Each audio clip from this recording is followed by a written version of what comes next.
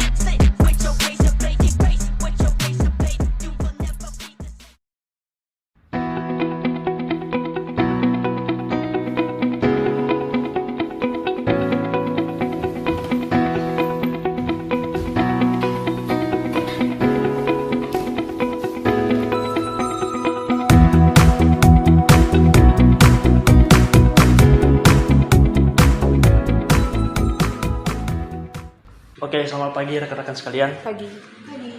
Hari ini kita akan membahas perhitungan aktiva tetap. Ini krusial untuk kesehatan keuangan perusahaan. Aulia dan Dewi, sebagai ahli akuntansi, mohon dijelaskan kepada kita semua apa itu aktiva tetap dan metode penyusutannya. Tentu Pak Sahat, aktiva tetap adalah aset yang digunakan dalam operasional jangka panjang untuk menghasilkan pendapatan.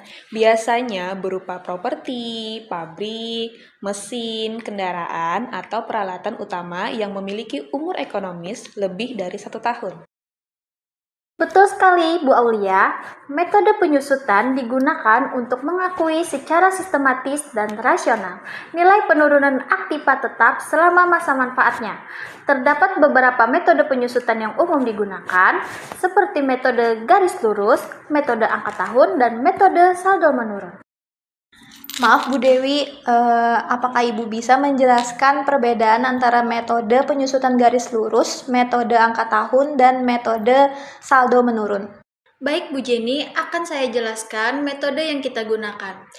Yang pertama, di sini kita menggunakan metode garis lurus, yaitu mengalokasikan biaya aktiva tetap secara merata selama manfaatnya.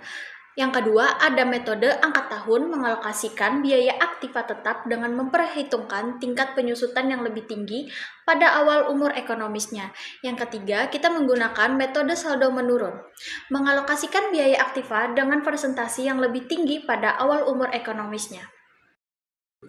Izin bertanya Bu Aulia, apa alasan kita memilih salah satu metode penyusutan daripada metode lainnya?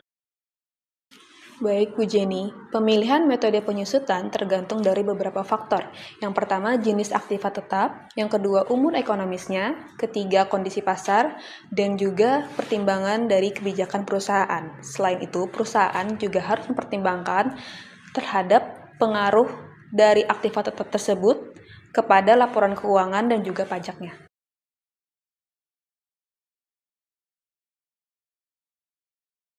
Aulia dan Dewi, saya melihat angka penyusutan aktiva tetap kita cukup besar. Bagaimana ini bisa terjadi?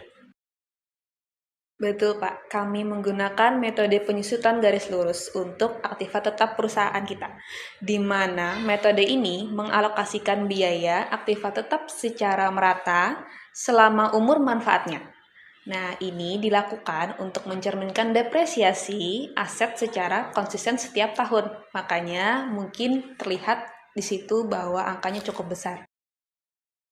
Tapi bagaimana caranya? Baik, Pak Sahat, saya akan menjelaskan.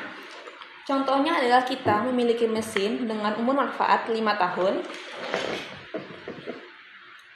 Lalu, mesin tersebut bernilai 50 juta. Maka, kita akan membaginya 1/5, sehingga per tahunnya kita akan mengeluarkan dana penyusutan sebesar 10 juta rupiah. Oke. Jadi setiap tahun nilai aktiva itu berkurang seperti itu ya Bu? Ya, tepat sekali. Ini penting untuk mencerminkan pemakaian dan penurunan nilai aset seiring dengan berjalannya waktu secara akurat dalam laporan keuangan kita. Selamat pagi. Selamat pagi. Ya, teman-teman, kita ada kedatangan tim dari audit. Silakan duduk, Bu. Terima kasih. Boleh saya lihat laporan keuangannya? Ya, silakan.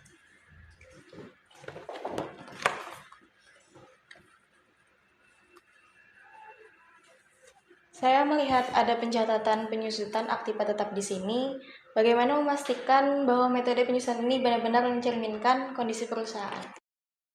Kami melakukan evaluasi secara berkala untuk memastikan bahwa metode penyusutan yang kami gunakan masih relevan dengan kondisi perusahaan. Penting untuk memastikan bahwa metode ini sesuai dengan prinsip akuntansi yang berlaku. Jadi, kita harus memastikan bahwa metode penyusutan yang kita gunakan sesuai dengan kebijakan perusahaan dan prinsip akuntansi yang berlaku. Kita harus memastikan bahwa data mengenai umur manfaat aset tetap akan selalu diperbaharui. Dengan menjaga metode penyusutan secara akurat, maka laporan keuangan kita akan lebih efisien dan dapat dipercaya.